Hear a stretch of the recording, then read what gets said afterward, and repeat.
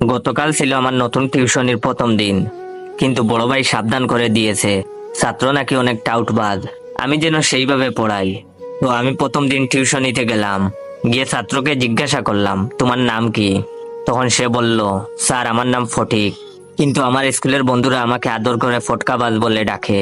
ছাত্রের মুখ থেকে এই কথা শোনায় বুঝতে পারছিলাম ছাত্র আমার 1 নম্বরের টাউটার। আমিও কম যায় না। আমি আমার ছাত্রকে বললাম, শোনো ফটিক, আমি খুব রাগী একটা মানুষ, তোমার মতো অনেক ফটকাবাজ ছেলেদের আমি পিটিয়ে মানুষ করেছি, তাই আমার সাথে কোনো চালাকি করবে না, প্রতিদিনের পড়া প্রতিদিনই শেষ করতে হবে। তখন ছাত্র আমার মুখের দিকে তাকিয়ে বলল, আমি কি আপনাকে স্যার বলে ডাকবো নাকি দুলাভাই বলে ডাকবো? তখন আমি বললাম, দুলাভাই বলে ডাকবে মানে?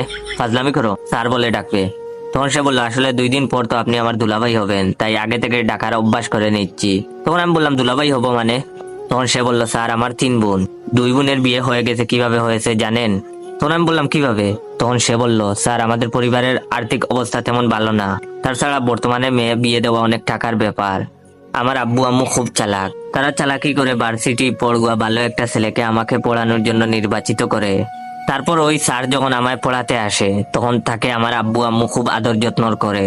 পড়ানোর সময় আমার আপু খুব সুন্দর করে সেজে স্যারের সামনে গুড়গুড় করে। তো একদিন আমাকে শিখিয়ে দেওয়া হয় আমি যেন পড়ার সময় মিথ্যা কথা বলে ওয়াশরুমে চলে যাই, আর আমিও তাই করি। তখন আপু স্যারের রুমে এসে দরজা বন্ধ করে দেয়, আর একটু পরেই আম্মু আব্বু দরজা ধাক্কাধাক্কি করতে থাকে। তখন আপুটা কান্না ভেজা চোখে দরজা খুলে। তারপর আব্বু আম্মু জোর করে ওই স্যারের সাথে আপুকে বিয়ে করিয়ে দেয়। তখন স্যারের কিছুই করার থাকে না, কারণ আব্বু আম্মু স্যারকে খুব ভয় দেখায় আর বলে বিয়ে না করলে এলাকার লোকদের জানাবে। তখন স্যার নিরুপায় হয়ে কাঁদতে কাঁদতে আপুকে বিয়ে করে।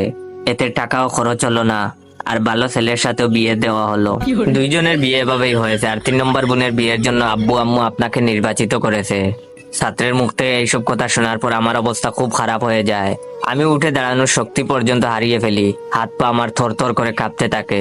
তখন ছাত্র আমার কানের কাছে ফিস ফিস করে বলল, স্যার একটু পর আপু আসবে চা দেবার নাম করে আপনাকে দেখতে। আমি তখন কথা বলার শক্তি পর্যন্ত হারিয়ে ফেলেছি।